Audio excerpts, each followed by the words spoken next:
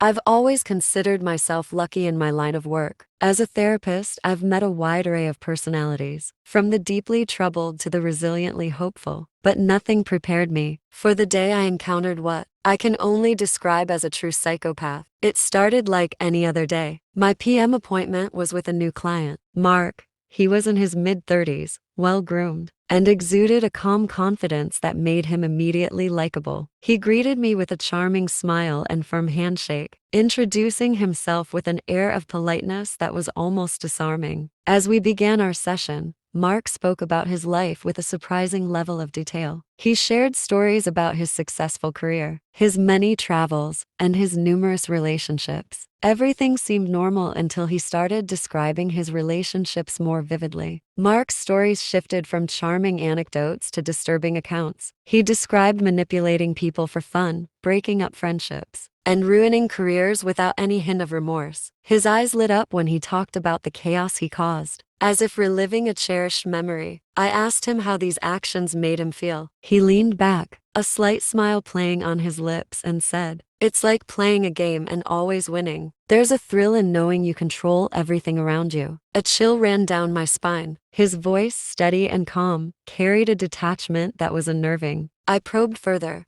trying to understand his motivations. Mark explained that he saw people as mere pawns in his grand game of life. Empathy, guilt, or remorse were foreign concepts to him. As the session continued, it became clear that Mark was not seeking help. He was there to boast about his exploits, to revel in the power he held over others. He enjoyed seeing my reaction, the flicker of unease in my eyes. I maintained my professional demeanor, but my mind raced. Here was a person who could charm his way into any situation, manipulate those around him, and walk away without a shred of guilt. The depth of his detachment from human emotions was terrifying. After the session, I made notes and referred him to a specialist in forensic psychology. Mark never returned for another appointment, and I often wondered where his path led him. This encounter left a lasting impact on me. It was a stark reminder that beneath the veneer of normalcy, some individuals harbor a darkness that's both captivating and deeply unsettling. Mark taught me that true psychopaths don't always fit the Hollywood stereotype. They can be charming, intelligent, and blend seamlessly into society, all while lacking the fundamental human emotions that bind us together. I've dealt with many challenging cases in my career, but none quite like Mark. His story is a testament to the complexities of the human mind and a chilling reminder of the darker side of human nature. Story 2. In my line of work, encountering dangerous individuals is unfortunately not uncommon. One case that stands out involved a man I'll call John. He appeared ordinary at first, glance well-spoken, charismatic, but behind his charming facade lurked a chilling darkness. John's demeanor shifted when discussing his past. He boasted about manipulative tactics used to control others, relishing in recounting how he'd maneuvered situations to his advantage, often at the expense of unsuspecting victims. His eyes betrayed a lack of empathy, cold and calculating. What unsettled me most were his confessions. John didn't just talk about harming others. He described it with a detached fascination, as though discussing a mundane task. His lack of remorse was chilling, as if the concept of right and wrong held no weight in his mind. During one conversation, he casually mentioned an incident where he'd exacted revenge on a former colleague who had slighted him. His description was clinical, devoid of emotion. It was clear that for John, violence was merely a means to an end, a tool in his arsenal of manipulation. As I listened, I couldn't shake the feeling that I was in the presence of true evil. John's ability to compartmentalize his actions and emotions was unnerving. He saw people as pawns in a game he was always winning, never considering the consequences of his actions on others. What struck me most about John was his intelligence. He wasn't just a reckless criminal. He was calculated and meticulous. His ability to blend in with society made him all the more dangerous a wolf in sheep's clothing. Encounters like these remind me of the darkness that can reside within human beings. John's story serves as a chilling reminder that evil doesn't always wear a mask. Sometimes it hides in plain sight, waiting for the right moment to strike. Reflecting on my interaction with John, I'm haunted by the knowledge that there are others like him out there, People capable of unspeakable acts without batting an eye. It's a sobering thought that underscores the importance of vigilance and empathy in a world where monsters sometimes walk among us.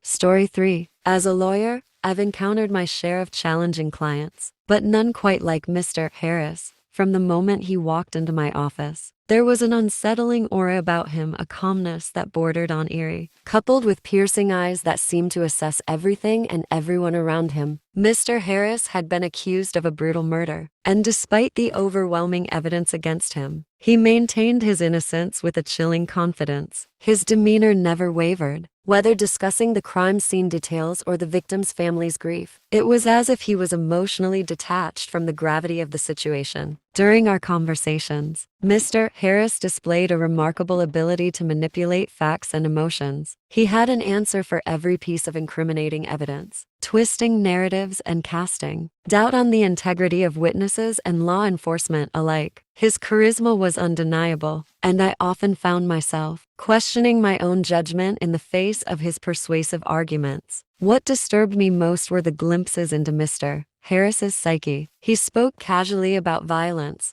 almost as if discussing the weather. There was no remorse, no hint of empathy for the life lost or the pain inflicted on others. To him, it was merely a legal puzzle to solve, a challenge to overcome. As the trial progressed, I began to understand the depth of Mr. Harris's manipulation. He played mind games with everyone involved, his legal team, the prosecution, even the judge and jury. He relished in the courtroom drama, using every opportunity to showcase his intellect and control over the proceedings. Despite my professional duty to defend him, I couldn't shake the feeling of unease that accompanied every interaction. It was as if I was glimpsing into the mind of a true psychopath, a person who saw the world through a lens of power and dominance, without regard for the human cost. In the end, Mr. Harris was acquitted due to lack of conclusive evidence, leaving a chilling sense of injustice in his wake. As he walked free, I couldn't help but wonder how many others he might harm in the future, shielded by his charisma and cunning. Encounters like these remind me of the complexities of human nature and the sobering reality that evil can wear a mask of normalcy.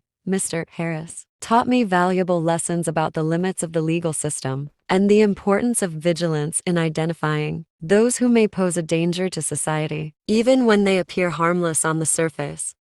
Story 4. Being a parent is supposed to be filled with joy and love, but my experience with my son, Nathan, has been anything but typical. From an early age, there were signs that something was unsettlingly different about him. At just 5 years old, Nathan exhibited a coldness in his demeanor that chilled me to the bone. It started with small incidents, hurting animals in ways that seemed calculated rather than impulsive, showing no remorse when caught in a lie, and displaying an eerie fascination with things like knives and fire. His eyes, normally bright and curious, would darken when he spoke about these interests, devoid of the innocence one expects in a child. As a parent, my heart broke each time I saw these behaviors. I sought help from psychologists and counselors, hoping for reassurance that Nathan was simply going through a phase. But the assessments only deepened my concerns. They cautiously mentioned traits that echoed those of psychopathy, superficial charm, lack of empathy, and a propensity for manipulation. One incident stands out in my memory: Nathan's reaction to a pet's accidental death. Instead of sadness or regret, he seemed intrigued by the concept of mortality, asking detailed questions about what happens to living things when they die. His curiosity was unsettlingly clinical, lacking the emotional response one would expect from a child his age. Navigating daily life with Nathan has become a delicate balance between nurturing his positive traits and managing his disturbing tendencies. I find myself constantly monitoring his interactions, searching for signs of empathy or remorse that might indicate a glimmer of hope. Yet,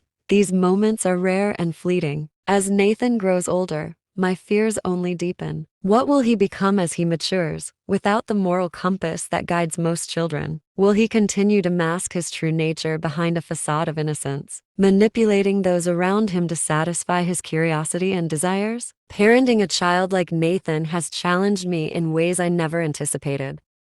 Story 5. I never imagined my life would take such a dark turn until I met James, my husband. At first, He was charming and intelligent, someone who easily drew people to him with his wit. But behind that charm was a side of him that unsettled me deeply. Early on, I noticed little things that didn't quite add up: his occasional lies about trivial matters and a lack of empathy in certain situations. I dismissed them at first, thinking everyone has flaws. It was easier to focus on the good times when he was loving and attentive. As time went on, though, those flaws became harder to ignore. James could switch from being warm and caring to cold and distant in an instant, especially when he was angry. His temper was unpredictable, and I often felt like I was walking on eggshells around him. One day, during a heated argument, he revealed a side of himself I hadn't seen before. He spoke about past incidents with a detachment that scared me. It was as if he saw people as tools to get what he wanted, without any regard for their feelings or well-being. It dawned on me then: James wasn't just difficult, he showed signs of being a psychopath. The realization shook me to the core. I struggled with conflicting emotions: love for the man I married and fear of the darkness I now knew existed within him. Living with James became a constant battle between my loyalty to him